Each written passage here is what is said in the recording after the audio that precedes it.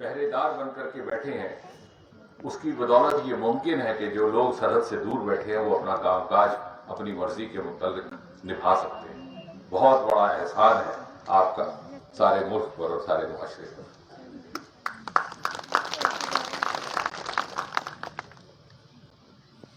ہمارے سابقہ پریزیڈنٹ جب آپ سے کہلوا رہے تھے بھارت ماتا کی جے، تو میں نے ایک بات میرے غور میں آئی۔ انہوں نے کہا کہ اتنا اونچا بولیے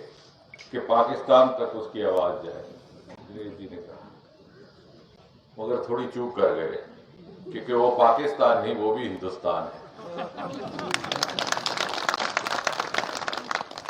یہ ہندوستان اور جموں کشمیر کا وہ حصہ ہے جو پاکستان کے ناجائز اور غیر قانونی قبضے میں پچھلے 70 سال سے ہے، اور اسی لیے ہم اس کو پاک آکوپائڈ جموں کشمیر کہتے ہیں۔ اور اگلی بار مجھے یقین ہے دنیش جی یہ کہیں گے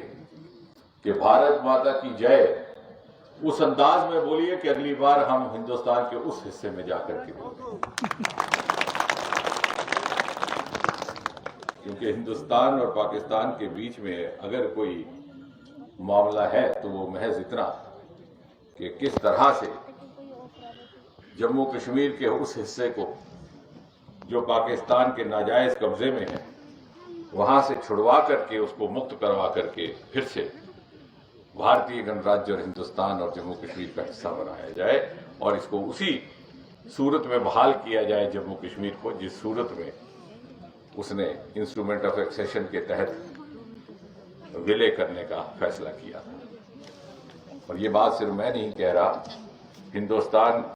کی پارلیمنٹ نے 1994 میں ایک سرسمتی سے پرستاو پارت کر کے یونانیمس ریزولوشن کر کے، جس کے چودھری صاحب بھی جس میں شامل تھے،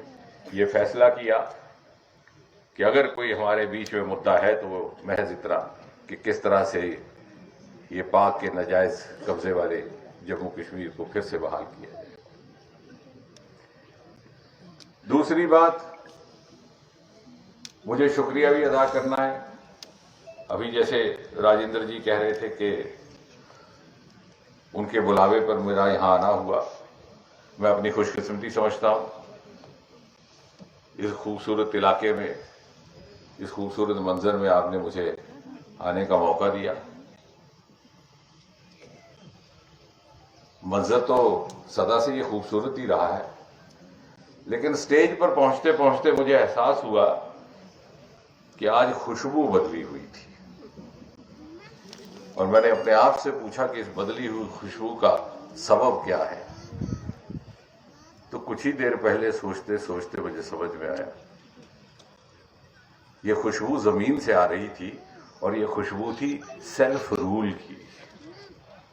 اصلی سیلف رول کی پیدائش آج ہوئی ہے راجندر جی، ڈسٹرکٹ ڈیولپمنٹ کونسل اور پنچایتوں کو 73 دینے کی، اور وہ سیلف رول جس کے جھانسے سے ہم اپنے آپ کو ٹھگتے رہے پچھلے 30-40 برس، وہ رول آف سیلف تھا، اپنے خاندان کے لیے، اپنے کنبے کے لیے، پیڑھی در پیڑھی کے لیے۔ لیکن جہاں تک ہماری سمجھ ہے، سیلف رول کا مطلب ہے جو سیلف سے جنمے،